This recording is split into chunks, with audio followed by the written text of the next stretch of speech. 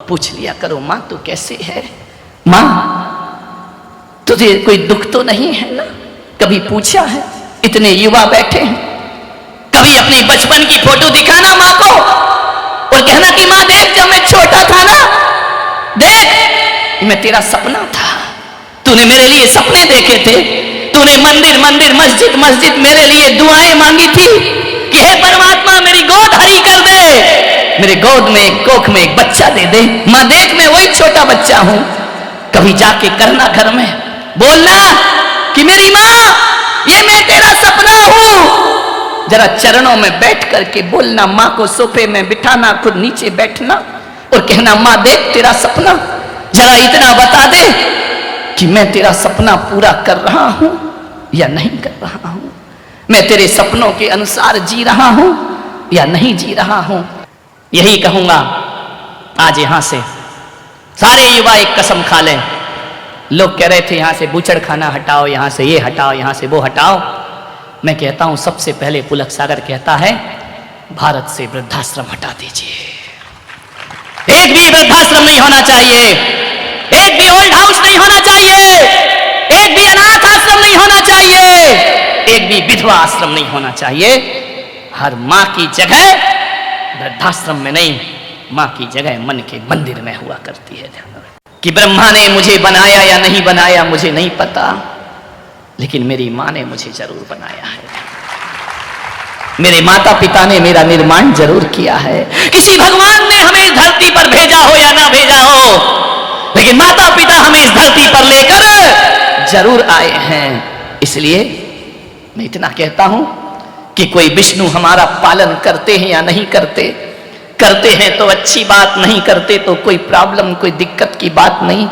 लेकिन मेरी जिंदगी का अनुभव तो कहता है कि मुझे किसी विष्णु ने पाला या नहीं पाला, मेरी माँ ने मुझे पाल पोस कर जरूर बड़ा किया है। हर व्यक्ति को उसकी माँ जरूर पाल पोस कर बड़ा करती है, माता पिता पाल पोस कर बड़ा करते हैं। और कोई महेश शिव शंकर महादेव इस सृष्टि का विनाश करते हो या ना करते हो, लेकिन माँ बाप अपने बच्चों की बुराइयों का विनाश जरूर किया करते हैं। इसलिए आज इस भरी सभा में मैं इतना ही कह सकता हूँ कि आकाश में बैठे ब्रह्मा विष्णु महेश होते हैं या नहीं होते मुझे नहीं मालूम, मेरी माँ ने मुझे जन्म दिया है, मेरी माँ मेरे लिए ब्रह्मा हुआ करती है, मेरी माँ ने पालन किया वो विष्णु हुआ करती है, वो जिसने मेरी बुराइयों का अंत किया मेरे लिए वही महादेव से कम नहीं हुआ करती है। माँ ही ब्रह्मा, माँ ही विष्णु, माँ ही महेश, ध्यान रखना। एक व्यक्ति ने मुझसे पूछा कि जन्नत कहाँ है, एक व्यक्ति ने मुझसे पूछा कि जन्नत कहाँ है, मैंने बेहिचक कह दिया मेरी माँ जहां है जन्नत वहां है। ध्यान, माँ बहुत दुखी थी, खून के आंसू बहा रही थी वृद्धाश्रम में बैठ करके। क्या यही दिन देखने को मैं इस धरती पर थी। एक दिन उस बेटे को ऐसा लगा ना जाने क्या हुआ, किस संत की सभा में चला गया, किसका उपदेश सुन लिया, किसका प्रवचन सुन लिया, उसके सीने पर चोट लगी। उसने कहा जिंदगी भर जिस मां से मैं नफरत की है, जब आज मिल के आता हूं ना जाने कैसी बुद्धि बदल गई उसकी, आज मिलता हूं मां से जाके। गया वृद्धाश्रम में और जाकर के वृद्धाश्रम में लोगों से पूछा, यहां एक बूढ़ी रहती है, नाम बताया, बोले कौन है ये, बोले मेरी मां है, उसकी एक आंख नहीं है, मैं उससे मिलना चाहता हूं। वृद्धाश्रम के संचालक बाहर निकल के आए, बोले किसकी बात करते हो, उसने फोटो दिखाई, ये बोले हाँ, बोले भाई साहब बहुत लेट हो गए तुम, वो इस दुनिया से जा चुकी है, लेकिन अंतिम सांस तक तुम्हारा नाम ले रही थी। वो जिसने जीवन भर नफरत की, वो अंतिम सांस तक तेरा नाम लेती रही और जाते जाते वो मुझसे कह गई है, मेरा विश्वास है, मेरा मन कहता है मेरा बेटा लौट कर जरूर आएगा। वो तो लिफाफे देकर के गई है मुझे। भाई साहब अपनी माँ के 2 लिफाफे साथ लेकर के जाओ। लिफाफे? हाँ, आज उसके जीवन में जो गहरा सन्नाटा था वो कभी ना होगा। लिफाफे दिए वृद्धाश्रम के संचालक ने, लिफाफे खोलता है, 25,000 रुपए रखे हैं उसमें।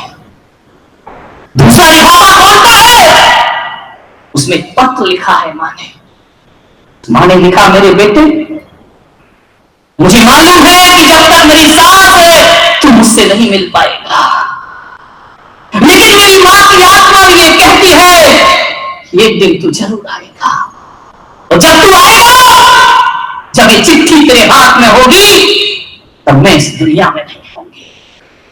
लेकिन मेरे बच्चे, मैं जाते जाते माँ तुझसे कुछ कहना चाहती है, ये माँ तुझे कुछ बताना चाहती है मेरे बेटे, जो दिन मैंने देखे वो दिन तू कभी मत देखना।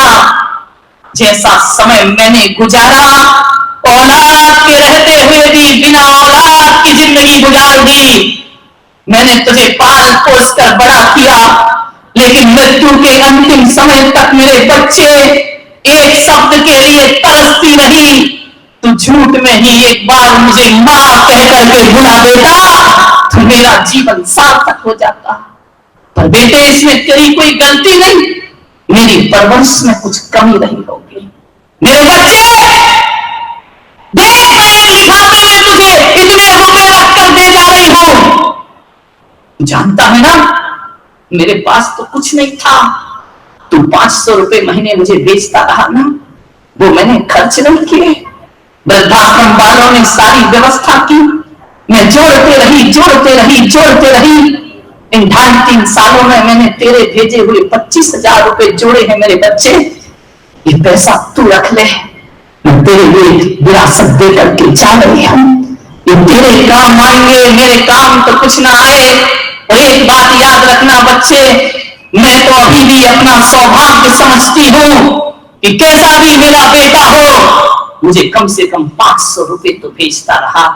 लेकिन जब काल चक्र बदलता है और जब तेरी औलाद तुझे घर से बाहर निकालेगी और उसके पास अभी 500 रुपए देना भी मंजूर नहीं हुआ, ये माँ की दौलत तेरे बहुत काम आएगी। उस वृद्धाश्रम में तेरे जीवन का सहारा बनेगी। इसे संभाल के रखना, ये होती है माँ मेरे भाई। माँ ने कहा, बेटा, जिस नफरत को मैंने सहन किया है, अरे सारी दुनिया नफरत करे तो माँ को दर्द नहीं होता है, औलाद नफरत करे माँ का सीना फट जाता है। पालनहार ही मारनहार हो गया। उसने कहा, मेरे बच्चे, एक राज की बात सुन ले। जिस माँ से तू नफरत करता था, जिस माँ को तू देखना नहीं चाहता था, वजह यही थी कि मेरी यहाँ एक आंख नहीं थी। आज ये माँ तुझे राज बताती है, बेटा, कहानी मैं नहीं थी, काना तो तू पैदा हुआ था। जब इस धरती पर आया था, तेरी एक आंख नहीं थी मेरे बच्चे, लेकिन मैं जानती थी कि मेरे बच्चे की एक आंख नहीं होगी तो लोग इसे मनहूस कह करके बुलाएंगे, लोग इसका सुबह से मुंह नहीं देखेंगे। जब तू काना पैदा हुआ था ना मेरे बेटे, उस समय मुझे लगता था ये बच्चा अपनी जिंदगी कैसे जिएगा। आज जिस माँ से तू नफरत करता था, ये आंख तेरी आंख काना तू था, दूसरी आंख उसमें इस माँ ने लगाई थी अपनी निगाह में कि वे तू अच्छे से जिंदगी जीना, तू खुशहाल की किरदार है मेरे जीवन का, जिसे सीने में लेकर मैं चली जाती। लेकिन ये नफरत भरी निगाहें जो तूने मुझे देखा है मेरे बच्चे, तेरी आंख में जो दूसरी आंख है वो मेरे द्वारा दी गई आंख है। एक बात बता मेरे बेटे, ये राज यदि मैं तुझे पहले ही बता देती तो शायद तुझे माँ की कीमत पता ना चलती। हाथ से पत्र छूट गए उसके, छलछला गई आंखें कि एक माँ वो होती है जो खुद की बदसूरती स्वीकार करती है लेकिन बच्चों को रोशनी दिया करती है। उसने कहा, तू लौट कर वापिस आ जा। अब लाख पुकारो, आवाज लगाओ, जो उस पार जाता है लौट कर कभी वापिस नहीं। फूट फूट कर रोया वो बच्चा, वृद्धाश्रम के संचालक के चरणों में गिर गिर कर आंसू बहाए। कैसा भी करो, मेरी माँ मुझे वापिस लौटा दो। माँ फिर दोबारा जिंदगी में वापस नहीं मिला करती है मेरे भाई। एक दोस्त छूट जाए तो नया दोस्त बन जाता है, एक पत्नी छूट जाए तो नई पत्नी आ जाती है, एक रिश्तेदार छूट जाए तो नए रिश्तेदार बन जाते हैं। लेकिन माँ बाप छूट गए तो दोबारा फिर कभी माँ बाप मिलते नहीं। माँ बाप की कीमत समझो मेरे भाई, ध्यान रखिए। बुढ़िया दुखी थी। एक दिन बुढ़िया ने पूछा कि बेटा जरा ये तो बताओ कि मेरा कसूर क्या है, मेरे जीवन का अंतिम समय है, बुढ़ापा निकट है, बस ये माँ एक बात सुनना चाहती है मरने से पहले। ये बताओ मेरे बच्चे, मेरा कसूर क्या था जो तुम मुझसे नफरत करता था। उस बेटे ने कहा माँ तुमने पाला है, पोसा है, बड़ा किया है, 500 रुपए महीने वृद्धाश्रम में भेजता हूं मैं। लानत है ऐसी औलाद को। तो मां को उसकी सेवा की प्यार की कीमत चुकाया करते हैं। 500 रुपए महीने भेजता था वो, 2.5 साल रही वो मां वृद्धाश्रम में, हर महीने 500 रुपए भेज दिया करता था। मां ने कहा तू भेजता है, बहुत एहसान है तेरा मेरे ऊपर, एक बात बता दे बेटा तू मुझसे नफरत क्यों करता है। उसने कहा मां मैं इसलिए नफरत करता हूं कि मैंने कौन सा पाप किया था, कौन सा मैंने पिछले जन्म में, जो मुझे तेरे जैसी मां मिली। एक बात याद रखो मेरे भाई, आज भी इस धरती पर हर मां के पास एक अच्छा बेटा है, लेकिन किसी बेटे के पास अच्छी मां नहीं है मेरे भाई। ने कहा मैं अभागा हूं, तुझसे पैदा हुआ, मुझमें क्या कमी है बेटा, तू सुंदर नहीं है, तू खूबसूरत नहीं है, तू देखने में अच्छी नहीं लगती है और इतनी बदसूरत है तू। एक तो तेरा रंग काला है, तू असभ्य है, तू गांव की रहने वाली है, तुझे बोलना भी नहीं आता है, कैसे बात करते हैं। और एक सबसे जो कमी रही तेरे जीवन की वो मुझे खटकती रही कि तू एक आंख से काली है, तेरी आंख नहीं है। नादान औलाद, हमारा देश तो वो देश है जिस देश में हम लोग रहते हैं। यहाँ माँ की सुंदरता नहीं, माँ की ममता देखी जाती है, माँ का प्यार देखा जाता है। और मैं तो कहता हूँ माँ के प्यार से बड़ी सुंदरता दुनिया में कोई दूसरी। कैसा कहता है बेटा की मुझे शर्म आती है तुम्हारी शक्ल सुंदर देखने में। मेरे भाई हम तो उस देश के लोग जहां पर नदियों को मां कह के बुलाते हैं, हम तो उस देश के लोग जहां गाय को मां कह करके बुलाया जाता है, हम उस देश के लोग हैं जो हमें अनाज देती है, उस धरती को धरती माता कह करके बुलाया करते हैं। और जो हमें पानी पिलाती है उस नदी को गंगा मैया कह करके हम बुला लिया करते हैं। मान्यवर ध्यान रखिए। और जो हमारे कल्याण में कारण बनती है, अरे कागज पर लिखी इबारत को हम लोग जिनवाणी माता कह करके बुलाया करते हैं। क्या सुंदरता देखना माँ की, माँ सुंदर नहीं है, माँ का बोलना नहीं होता। अरे नादान तुझे बोलना इस माँ ने सिखाया था। अरे जब बच्चा बड़ा होकर माँ को चुप करता है ना, तो ऐसा लगता है इसकी जुबान गल के गिर जाना चाहिए। जिस माँ ने बोलना सिखाया उसको चुप कहा करते हो क्या। मां ने कहा बेटा कोई बात नहीं, समय बीता, वक्त बीता, आज ये हालात है घरों में। एक लड़का ऑफिस से आता है, दफ्तर से आता है, दुकान से आता है, सीधा आता है अपने कमरे में चला जाता है, टीवी देखने बैठ जाता है। आज घर में सब कुछ दिखता है। आज मैं तुम्हारे घरों में जाता हूं, 70% ऐसे घर हैं जिस घर में नौकर होते हैं, चाकर होते हैं, पत्नी होती है, बच्चे होते हैं, उस घर में मां। मैं पूछता हूं कि मां कहां है। एक आदमी के घर में आहार करने को गया, क्या देखा मैंने, 5 मंजिल का मकान, 5 मंजिल के मकान में 20 कमरे।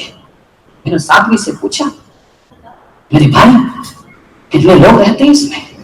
तो इतना होशियार आदमी, उसने मेरा आहार 5वीं मंजिल पे कराया, 20 कमरे कहां चढ़ाया 5वीं माला पे। मैंने कहा भाई तो इतने ऊपर लेके क्या आया, आहार आहार भोजन तो नीचे भी हो सकता था ना। बोले नहीं महाराज, यदि आप नीचे आहार करते तो मेरा घर कैसे देखते? बहुत तेरे की आदमी, मैंने कहा जो तू घर मुझे दिखा रहा है, इन घरों को संत लात मार के आता है, ध्यान रखिए, तब जाकर वो संत हुआ करता है, सन्यासी हुआ करता है। मैंने कहा एक बात बता, ये घर नहीं लगता मुझे, बता तेरी माँ कहाँ है? उसने नजरें झुकाई, बोले इसी गांव में है, छोटे भाई के साथ रहती है। मैंने कहा तेरे साथ क्यों नहीं रहती है? बोले मेरी पत्नी से उसका बनता नहीं है। विचार करिए आप, 20 कमरे। मैंने कहा कौन कौन हो तुम घर में? बोले हम दो, हमारा, तुमको कैसे मालूम दो? हम दो, हमारा एक, क्या दो नहीं है? मैंने कहा 3 लोग 20 कमरे, क्या काम आते हैं ये? बोले जरूरत तो हमें कुछ नहीं है, लेकिन जब से पड़ोसी की 4 मंजिल की बिल्डिंग बनी है ना, तब से सीने में आग लगी थी कि हम 5 मंजिल की बना करके। एक विचार करिए, उनका तेरे घर में मां नहीं है? बोले नहीं, बनती नहीं है। इनका तेरी मां से नहीं बनती और पत्नी से? बोले वो अर्धांगिनी है। आहा, मिलकर एक काम कर, तू ड्रेसिंग टेबल के सामने जा और वहां देख पत्नी अर्धांगिनी कैसे है। पैर के नाखून से लेकर सिर तक देखना, इस शरीर के निर्माण में पत्नी का क्या सहयोग है। जाके देखना आज घरों में जिनकी शादी हो गई है, जाके देखना इस शरीर के निर्माण में पत्नी का क्या योगदान है। एक बात याद रखना, दर्पण कहेगा पागल, तेरे शरीर को बनाने में दुनिया में किसी का योगदान नहीं। पैर के नाखून से सिर तक तेरा निर्माण हुआ है, ये सारा अंग तेरी मां का दिया हुआ है। ध्यान रखना, ये अंग किसी ने नहीं दिया। एक बात याद रखना, आज मैं पूना में कहता हूं, पत्नी यदि अर्धांगिनी है तो मां सर्वांगिनी हुआ करती है, वह सारे अंग की निर्माता हुआ करती है। मां से बड़ा कर, मां ने पूरा शरीर बनाया।